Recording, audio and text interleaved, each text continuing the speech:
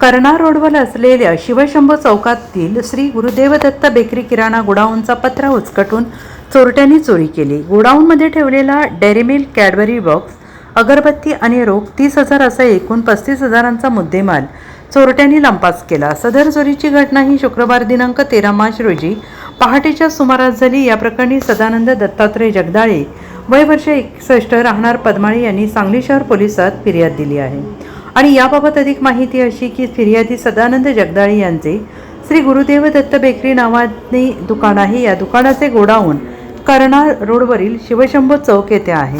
गुरुवार दिनांक 12 मार्च रोजी नेहमीप्रमाणे रात्री 9 वाजण्याच्या सुमारास गोडाऊन बंद करून कामावरून कामगार घरी गेले होते आणि यावेळी शुक्रवारी पहाटेच्या सुमारास अज्ञात चोरट्यांनी गोडाऊनच्या साईडचा पत्रा उचकटून आत प्रवेश केला। गोडाऊनमध्ये ठेवलेला डेअरी मिल्क, कॅडबरीचा बॉक्स, अगरबत्तीचा बॉक्स आणि रोख 30,000 रुपये असा एकूण 35,000चा मुद्देमाल चोरून पलायन केले। शुक्रवारी सकाळी 6 वाजण्याच्या सुमारास सदर घरफोडीची घटना निदर्शनास आली। त्यानंतर सदानंद जगदाळे यांनी सांगली शहर पोलिसात फिर्याद दिली। त्यांच्या फिर्यादीवरून पोलिसांनी अज्ञात चोरट्यांविरोधात गुन्हा दाखल केला आहे।